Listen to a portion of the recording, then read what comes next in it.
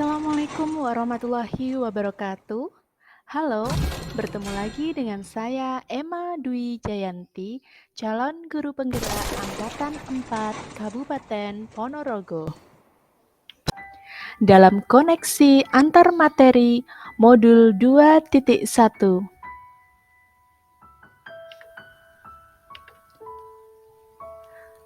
Setelah mempelajari pembelajaran berdiferensiasi, saya mengubah pandangan saya tentang kebutuhan siswa dan proses belajar yang tentunya berbeda dengan siswa lainnya.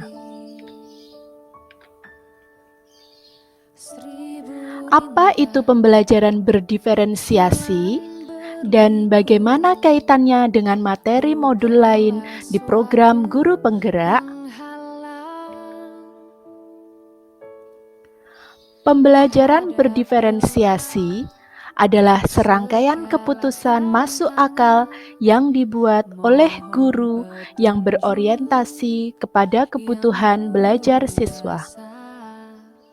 Usaha untuk menyesuaikan proses pembelajaran di kelas untuk memenuhi kebutuhan belajar individu setiap murid. Pembelajaran berdiferensiasi bukanlah mengajar dengan 14 cara yang berbeda untuk mengajar 14 orang siswa. Bukan pula memperbanyak jumlah soal untuk murid yang lebih pandai atau lebih cepat dalam mengerjakan tugas. Bukan guru mengelompokkan yang pintar dengan yang kurang. Bukan pula memberikan tugas yang berbeda untuk setiap murid.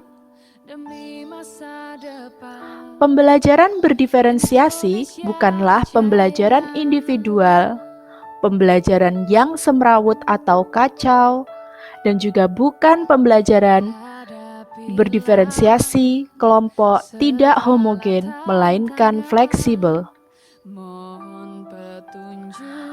Menurut Tomlinson, 2001, pada pembelajaran berdiferensiasi berarti mencampurkan semua perbedaan untuk mendapatkan suatu informasi, membuat ide, dan mengekspresikan apa yang mereka pelajari.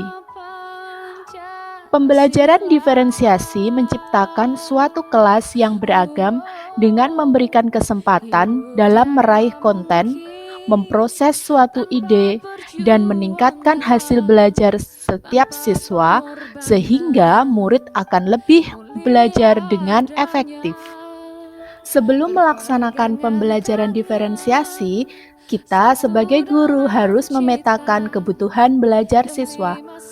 Pemetaan kebutuhan belajar siswa terdiri dari kesiapan belajar atau readiness, minat belajar siswa, interest, dan profil belajar atau learning profile. Kesiapan belajar siswa terdiri dari tingkat pengetahuan dan keterampilan dari masing-masing siswa, konten yang dipahami siswa, serta konsep yang mereka pahami.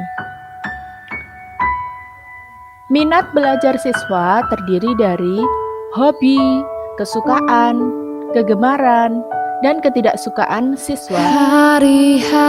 Sedangkan profil belajar siswa terdiri dari gaya belajar visual, gaya belajar auditory, dan gaya belajar kinestetik. Strategi pembelajaran berdiferensiasi dibagi menjadi 3. Pembelajaran berdiferensiasi konten, proses, dan pembelajaran berdiferensiasi produk.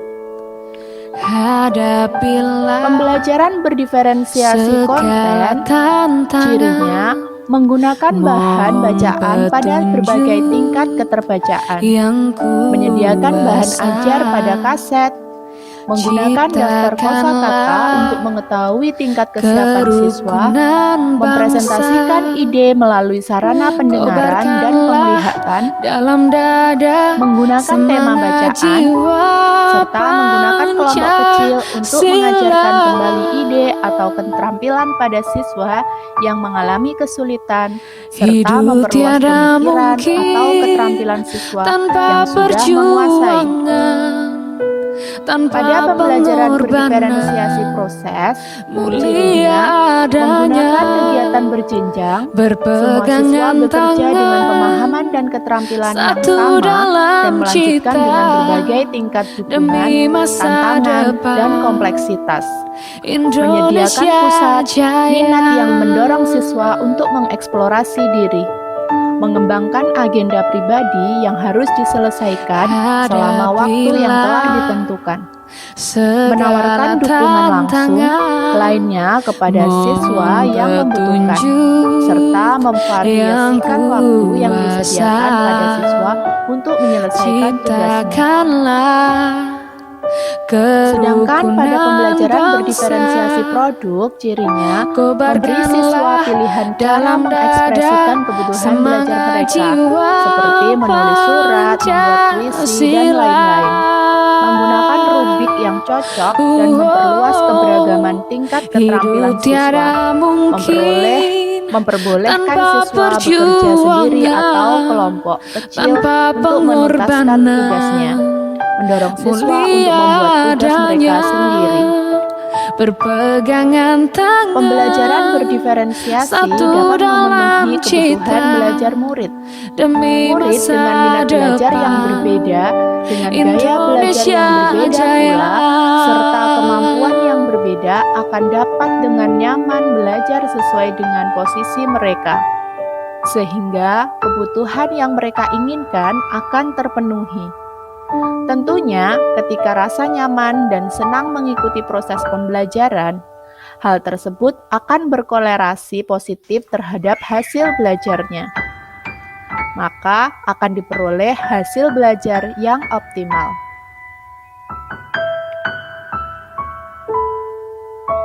Kaitan materi modul 2.1 ini dengan materi di modul sebelumnya di pendidikan guru penggerak sangat berkaitan.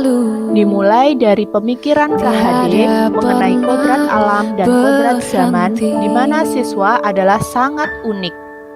Mereka memiliki nilai dan sifat yang beragam. Tentunya ini sesuai dengan proses pembelajaran berdiferensiasi, bahwa keunikan mereka, keberagaman mereka akan menjadi kebutuhan tersendiri yang harus dipenuhi oleh guru. Sedangkan kodrat zaman, guru tidak lagi hanya melakukan proses pembelajaran hanya dengan satu metode saja, tetapi diintegrasi sesuai dengan perkembangan zaman. Kemudian, inquiry apresiatif terhadap pembelajaran berdiferensiasi sangatlah terkait, di mana IA melihat anak adalah unik, sehingga setiap anak memiliki sisi positif. Hal tersebut menjadi dasar pemetaan kebutuhan pada pembelajaran berdiferensiasi. Sedangkan nilai dan peran guru penggerak yaitu guru berkontribusi di dalam menumbuhkan budaya positif dan meningkatkan hasil belajar siswa dengan melihat kebutuhan siswanya melalui pembelajaran berdiferensiasi. Hal ini akan menuju murid merdeka, sehingga tercapainya visi sekolah merdeka belajar. Demikian pemaparan dari saya tentang koneksi antar materi pada modul 2.1. Terima kasih. Saya Emma Dwi Jayanti SPD. Salam guru penggerak, salam perubahan. Indonesia bergerak, Indonesia maju.